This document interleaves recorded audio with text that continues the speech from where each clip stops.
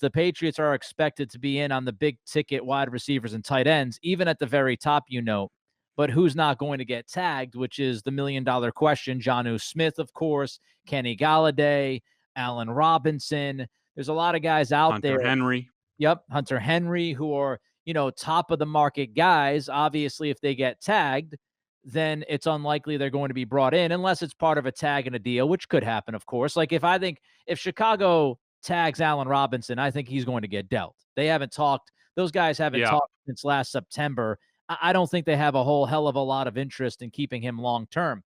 But, when you look at this, I know a lot of people get wrapped up. And the idea is, Greg, man, if they don't get a quarterback, that's going to paralyze their offseason. I just want to talk about that for a minute because in my eyes, I think that's overplayed. And I'll tell you why.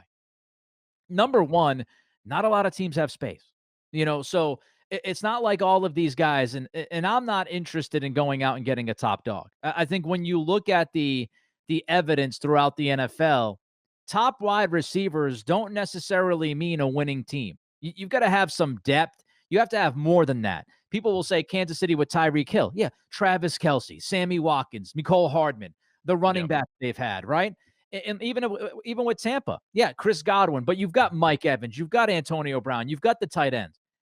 To go out and get a number one premier wide receiver and pay the price that it costs to bring one of those guys in, the vast majority of the time that backfires on the team and they don't end up winning anything. So that's the first thing I would say. The second thing I would say, as far as the market being, paralyzed for the Patriots, what we just talked about, Greg, I don't know how you feel, if you agree or not, but when you look at the quarterbacks that are available, I don't know if any of these, let's say Curtis Samuel, that's a guy I would love for them to get. I love that guy. I think he's a perfect fit. I would love to bring in Samuel and Marvin Jones, depending on how much they make. If you can get those guys for a combined 15, 16 million, I'm all in on those two dudes, right? If you go to Marvin Jones or you go to Curtis Samuel, I don't know if there's a whole heck of a lot of difference in their eyes between Gardner Minshew and, Ryan Fitzpatrick. Like, I think you're looking at tiers. And, aside from the Patriots going to a free agent and saying, we're going to get Deshaun Watson, I just don't know how much of a difference that's going to play.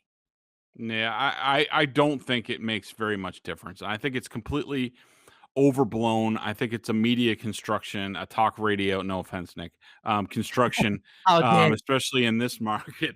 But, because I've gone through it, I don't have the list right in front of me, but I've gone through the last year's free agent class was not very good for receivers, but I think the year before there were some, and the year before. And if you look at these guys, like, say, when Stephon Diggs got dealt to the Bills, Josh Allen stunk. Like, nobody thought anything of Josh Allen. When Robbie Anderson signed he was like one of the quote unquote top unrestricted free agents at wide receiver last year. He signed with the Carolina Panthers with a new coach in Teddy Bridgewater.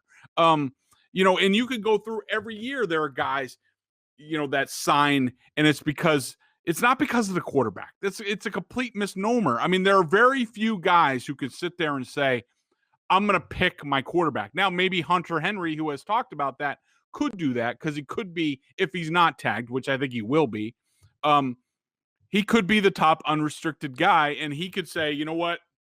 I have all these offers. I can pick the best quarterback or what have you. Right. But that's very few and far between. And most of the time, it's how high is your stack? When do I get it? How much is guaranteed? All that stuff. And I think the Patriots realize they have to be competitive. And look, I'm not saying that they are going to get one of these top guys. I'm just telling you that the belief around the team is that they're going to be hot and heavy for the top receivers and tight ends in this free agent class because they know they're basically going to use free agency to really get better on offense quickly. And we'll see from there. Well, I'm all in on that. I'm all in on that idea.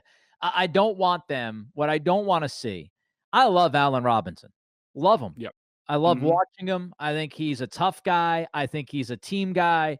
I think he's very dependable. He has incredible hands. He makes so many tough catches. I mean, if he was on a team outside of Chicago over the past couple of years, we'd be talking about him even more. He has saved that quarterback situation at times in Chicago.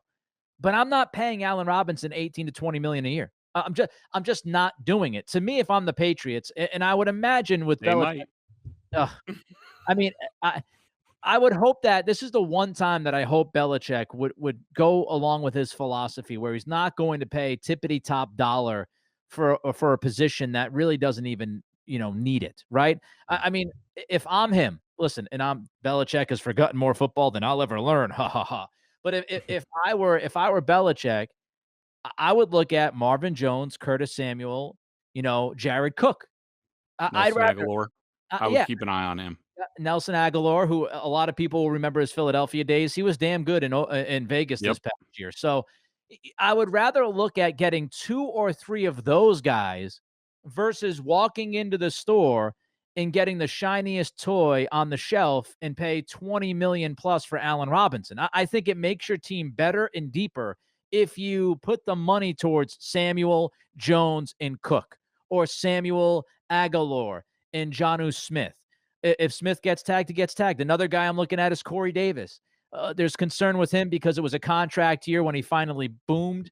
That How would, much by is the that? way, I'll just tell you that would be a no on Corey Davis. Okay.